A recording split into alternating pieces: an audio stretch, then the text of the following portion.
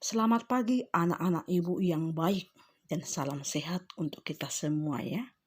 Pagi ini sebelum kita memulai pelajaran kita, tetap ibu ingatkan yaitu yang pertama, mari kita tetap menjaga kebersihan diri dengan rajin mandi. Lalu yang kedua, mari kita mencintai lingkungan dengan membuang sampah pada tempatnya. Dan yang ketiga, mari kita menggunakan air dengan hemat ya. Anak-anak ibu yang baik, sebelum kita memulai pelajaran kita, mari terlebih dahulu kita awali dengan berdoa. Dengan berdoa kita mohon Roh Kudus dari Tuhan untuk senantiasa bersama kita, agar apa yang kita kerjakan hari ini benar-benar sesuai dengan kehendaknya. Materi kita hari ini kelas 9, yaitu bab yang ke-6, orang beriman membangun masa depan. Dan subtema A pada pagi hari ini, cita-cita demi membangun masa depan. Adapun tujuan pembelajaran kita pada hari ini, yang pertama, anak kami mampu menjelaskan pentingnya menggapai cita-cita. Lalu yang kedua, anak kami mampu menjelaskan usaha yang dilakukan untuk menggapai cita-cita. Dan yang ketiga, anak kami mampu menjelaskan bagaimana pandangan kitab suci tentang pentingnya merencanakan masa depan. Cita-cita merupakan keinginan atau kehendak yang akan kita wujud nyatakan, atau suatu keinginan yang akan kita tuju. Pengertian lain dari cita-cita adalah sebagai suatu harapan yang senantiasa kita perjuangkan untuk kita dapatkan.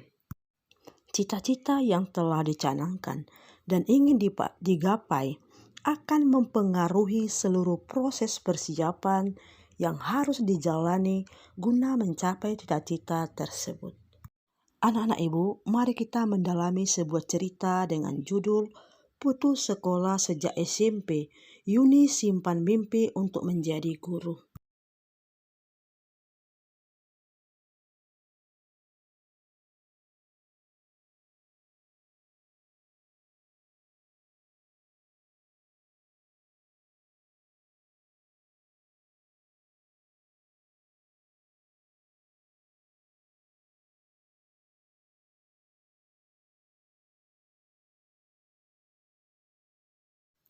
Anak-anak ibu, kisah di atas merupakan salah satu contoh bagaimana memperjuangkan cita-cita.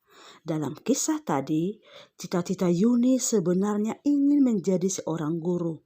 Yuni memilih menjadi guru karena profesi ini dapat memajukan pendidikan. Tetapi, cita-citanya harus berhenti di tengah jalan karena keadaan ekonomi yang kurang mendukung. Meskipun demikian, ia tidak putus asa karena masih banyak cita-cita lain yang dapat diraih bila memiliki tekad dan komitmen. Motivasi dari diri sendiri dan orang lain yang dekat dengan kita akan membantu mewujudkan cita-cita. Adapun upaya-upaya dalam menggapai cita-cita hidup. Yang pertama, setiap orang harus memiliki kesadaran dan minat terhadap cita-citanya. Ingat, bukan karena dipaksa atau disuruh orang lain, tapi karena kesadaran dan minatmu terhadap cita-cita tersebut. Lalu yang kedua, harus memiliki bakat yang menunjang. Contohnya, seseorang yang tidak mempunyai bakat dalam bidang IPA, maka ingat jangan pernah bercita-cita untuk menjadi dokter atau ahli kesehatan. Lalu yang ketiga, dukungan materi harus memadai. Ingat, karena uang sangat menentukan kelanjutan cita-cita kita.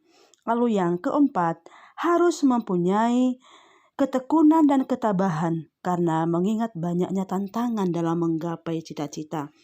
Lalu yang berikutnya, harus memiliki motivasi dalam diri. Lalu yang berikutnya, sebagai orang beriman, hendaknya selalu memohon kehendak Tuhan dan terbuka terhadapnya.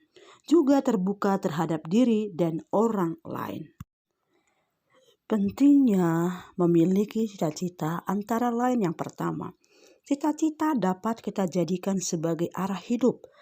Lalu yang kedua, cita-cita juga mempengaruhi pola pikir dan sikap seseorang.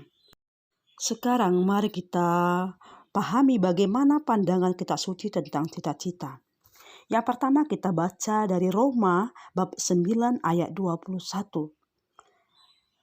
Bahwa dikatakan dalam surat kepada jemaat di Roma, Paulus mengajak kita untuk menyadari bahwa kita berhak dan bebas untuk menentukan cita-cita kita masing-masing. Lalu yang kedua, Filipi bab 3 ayat 14 yang berbunyi, dan berlari-lari kepada tujuan untuk memperoleh hadiah, yaitu panggilan surgawi dari Allah dalam Kristus Yesus.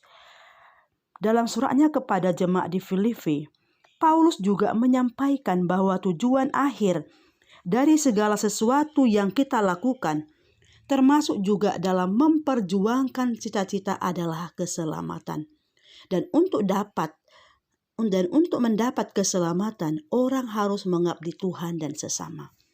Lalu yang ketiga, Kolose 3 ayat 17 yang berbunyi, dan segala sesuatu yang kamu lakukan dengan perkataan atau perbuatan, lakukanlah semuanya itu dalam nama Tuhan Yesus, sambil mengucap syukur oleh Dia kepada Allah Bapa kita.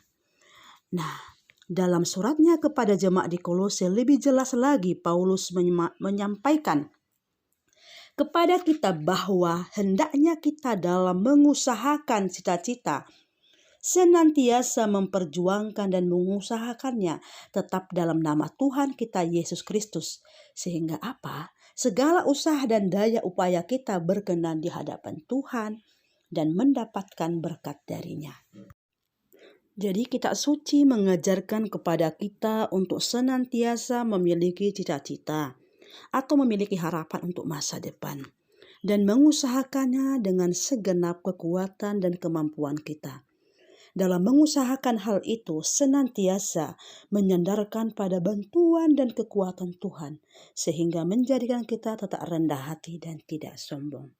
Tugas, susunlah sebuah doa yang sempurna, yang di dalamnya adalah ungkapan hatimu, agar kamu dalam menggapai cita-cita, Tuhan benar-benar berkehendak, sehingga nanti kamu bisa menggapai impianmu.